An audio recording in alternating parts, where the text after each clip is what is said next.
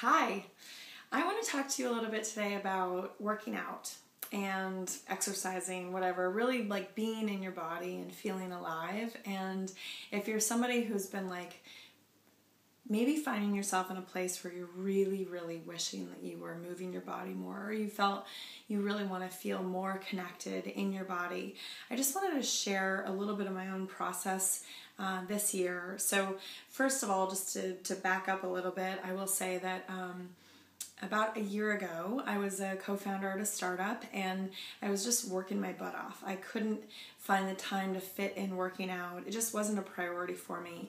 And I know for many of us that are, owning our own businesses or in startups, that this is really common, right? It's really challenging to find that time for yourself when there's so many other things that need to get done. So something that I did for myself, it was probably a few months ago now, really, and I'm no like triathlete perfect person by any means, which I actually think makes me more qualified to even speak to those of you who are feeling kind of like in this tough spot where you're like, I want so much to be more connected in my body and feel more alive in my body, feel, whether that means that you want to feel sexier or you want to feel just more comfortable in your clothes, in your jeans, whatever that may be. But really just, and we talked about this a ton in our Feel Alive course. I mean, this is like a huge area that I work in a lot about, just feeling really connected to your body and feeling really alive in your life. And so much of that has been very much sourced in my learning to love myself and learning how to take care of myself in ways that make me feel really alive and really taken care of and loved and connected. So anyway, I will say that in like April when I started running, I actually went out and started running, and not all of you will be runners, some of you will do yoga, whatever it is, whatever your habit is that you're wanting to get into, whatever that lights you up. So it might be hiking or going for a walk. Something that I really noticed with myself that was really super helpful is just being really compassionate with myself. And I think that can seem a little counterintuitive because it actually can feel like, well, if I'm compassionate with myself, I'm going to be like, it's okay, you don't have to work out today, you must be tired. But instead, this is what that looked like for me. So first of all, it starts with a commitment. It starts with a commitment, listening to this part of you that really wants to move. It really wants to feel, maybe move isn't your word. I mean, this is all some work that we can do together, or that we actually did in our Feel Alive course, which is really identifying what are the ways that make you feel alive in your life.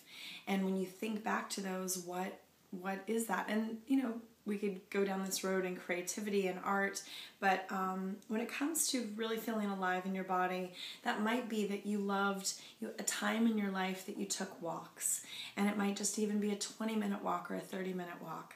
So where compassion comes into this is that I have this commitment for myself. I want to feel I want to feel connected to my body. And I want to feel really alive in my body. And for me, that means moving my body. I actually even one step further, for me, it means like breaking a sweat. And that makes me just feel so alive and connected in my body. So I had down essentially, another thing actually to share with you right now is that there's Jerry Seinfeld, actually, of all people, put out this really great thing all about don't break the chain. And he essentially says, okay, so say you have a calendar and you mark off like, okay, this day I took a walk. And then the next day, okay, I took a walk. The next day I took a walk. And yours might be run, it might be yoga, whatever that is. And his whole thing is like, don't break the chain, because it's like X's through every single one, don't break the chain, so that you end up having this fabulous chain, and then you don't want to break it because you're like, okay, I'm like day 4, day 5, don't break the chain, don't break the chain. So that's been like a really helpful thing. So as I set out to integrate movement back in my life, I had this commitment. I want to move my body every single day, once a day, in the way that makes me feel alive. And that's could be 15 minutes of yoga. It could be going out for a walk or a run for 20 minutes. It was that was my commitment to myself. So that where the compassion comes in was recognizing that when I woke up in the morning, I was really out of this habit, right? I was out of the habit. So I might have this grand intention to like get back on the horse, but I was really out of the habit. So I ended up bringing compassion in by just saying, hey, of course you don't really want to go running right now because you're not in the habit. Like, if you're not in the habit of something, you sort of forget why you love it. You forget, and other things completely can trump it. You know, you've got this to-do list. You start reading your emails, and you're like, oh, no, I need to do this. And, like, other things quickly take priority. But when you have that commitment to yourself, and this was my commitment to myself, as I said, this is my commitment to myself. I've made this. This is what is really, really important.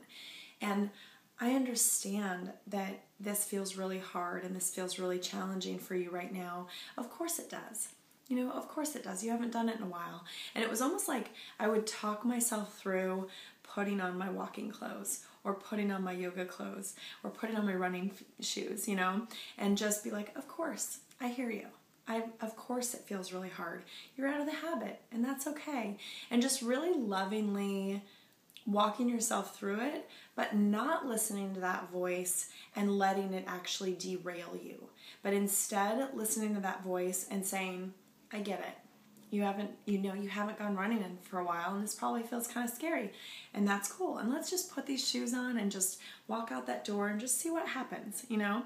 And as you know, with any project, really just starting, and once you're out there, once you're, you know, at the gym with your clothes on, or once you're outside walking down the block, like you're like, oh yeah, let alone, it may not even be for the first, 5-10 minutes or whatever, but when I get back from my run, even if it's just like 15 minutes, I'm like sweating, I feel alive, I feel really, really happy that I stuck to my commitment to myself.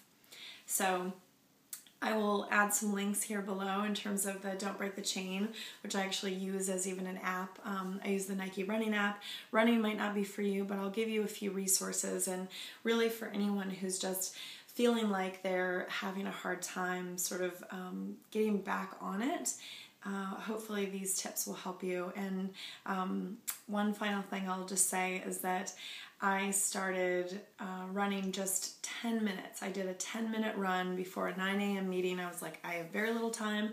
This is my commitment to myself, and I'm going to do this run really fast. And I did 10 minutes, and then I started doing 15, and then I started doing 20, and then I ran a 5K here recently, and I know it doesn't sound a lot, but I love that a couple times a week now I run 3 miles, 3.5 miles, and I feel totally alive and connected in my body. And it doesn't mean that there's not still times that I feel like I have to get back on the horse, and it's been like 4 or 5 days, and I have to just talk myself through and say, of course this feels hard because you haven't gone in a couple days, but that's okay. And I just get myself out there anyway, and I feel amazing afterwards. So good luck to all of you guys who are reconnecting with your bodies, and tell me all about it in the comments. Thanks so much.